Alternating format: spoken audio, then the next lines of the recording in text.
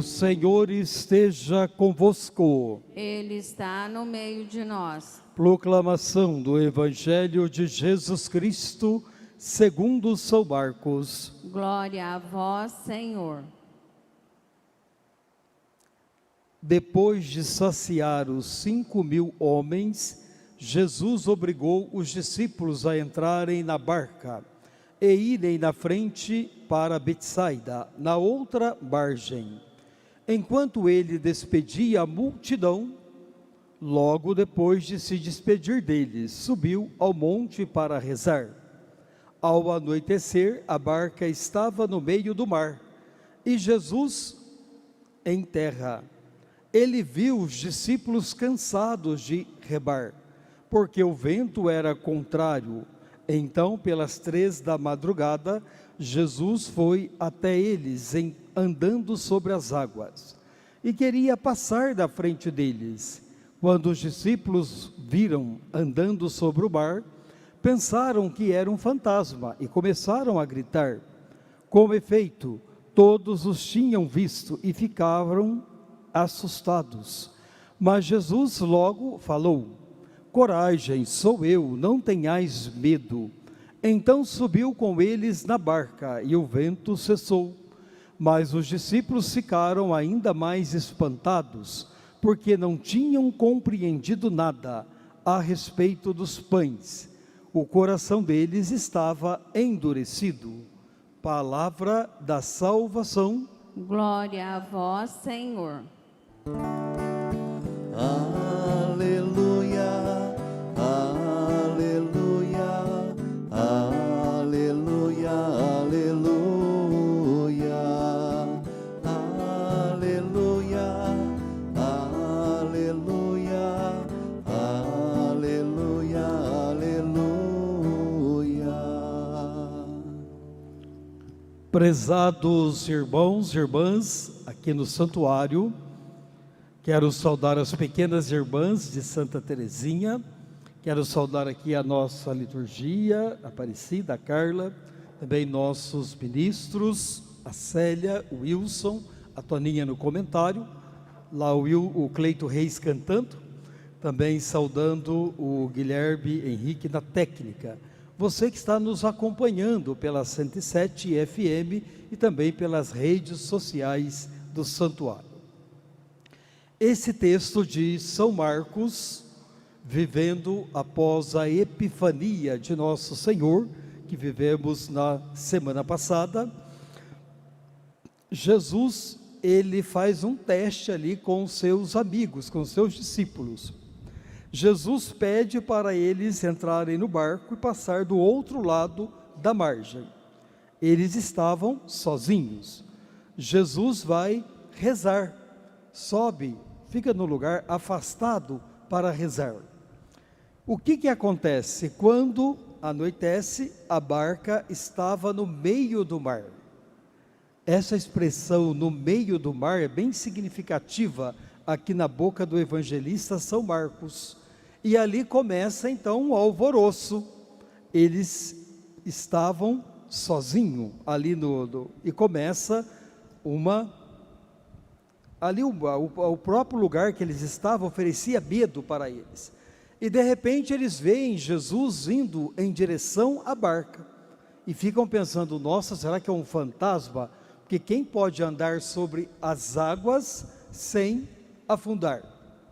Somente Deus pode fazer isso, não tem como. Todo peso ele tende a cair, e sobre a água também. E eles ficam com medo, ficam assustados.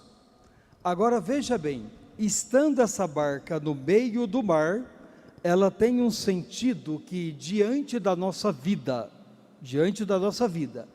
às vezes estamos no meio do caminho, numa decisão que tomamos, ou dentro lá do seu casamento, dentro do seu relacionamento, dentro do seu trabalho, daquilo que você realiza na sua vida, e às vezes a barca balança, e você está no meio do caminho.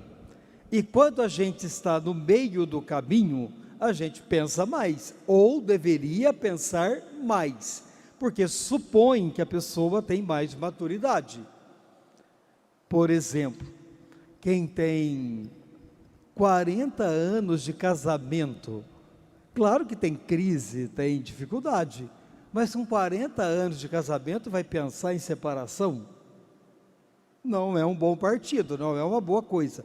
Não que seja antes, mas com 40 anos de casamento, já é uma coisa bem resolvida. Tem que se acertar. Não adianta pular fora da barca. O erro vai ser bem provável. Isso em tudo na nossa vida, em qualquer coisa que a gente faz, se estamos no meio do caminho, porque já fizemos algum discernimento para aquilo. É que dificuldades, situações difíceis, vai aparecer até no último dia da nossa vida. Não tem como, não tem jeito. Isso é inerente à natureza humana, faz parte. Mas a decisão de ficar no barco ou pular do barco, aí depende da gente. Aí depende do discernimento. Por isso que é importante a gente sempre pedir a presença do Espírito Santo em nós, em todas as nossas decisões. Espírito Santo, me ilumine, me ajude, me dê força para que eu possa ficar firme naquilo que o Senhor confiou a mim. Aí a gente consegue, com mais clareza, mais maturidade, passar por aquela situação e experimentar a força de Deus. Por isso hoje, meu irmão, minha irmã, com essa frase do Evangelho, dizendo que a barca estava no meio do mar, e Jesus sozinho em terra. Ele viu lá os discípulos cansados de remar, estavam cansados ali, já trabalhando a noite, o dia inteiro, depois fazer aquele trabalho. Remar naquela época não era uma coisa tão simples. Hoje tem as coisas motorizadas, naquela época não tinha aqui no braço, na força. Por isso, então, prestai atenção na nossa vida, naquilo que estamos fazendo, realizando. Se estamos no meio, é importante não tomar uma decisão precipitada. E Jesus fala aqui no final do Evangelho, porque os discípulos, bem no começo do Evangelho, Jesus fala da multiplicação dos pães, que atendeu aquela multidão, e diz que os discípulos não estavam entendendo nem a multiplicação dos pães, que deu para todo mundo. Eles estavam com o coração endurecido. Geralmente quando a gente está no meio do mar, com dúvida, com dificuldades, o nosso coração pode ficar mais endurecido.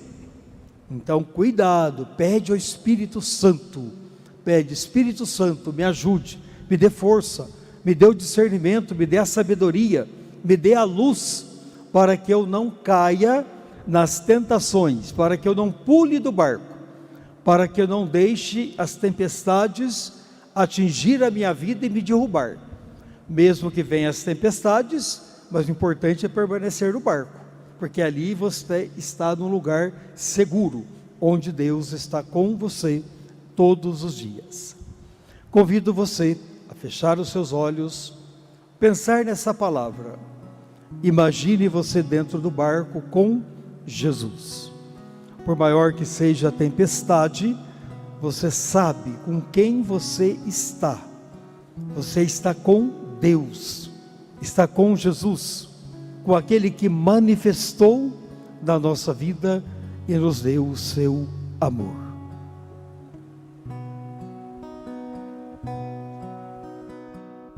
Te amo, Deus, tua graça nunca falha. Todos os dias eu estou em tuas mãos. Desde quando me levanto até eu me deitar, eu cantarei da bondade de Deus. És fiel em todo tempo, todo tempo tu és tão bom. Com todo o fôlego que tenho, eu cantarei da bondade de Deus. Tua doce voz que me guia em meio ao fogo, na escuridão, tua presença me conforta. Sei que és meu Pai e amigo és, vivo na bondade de Deus. És fiel em todo tempo, em todo tempo tu és tão bom.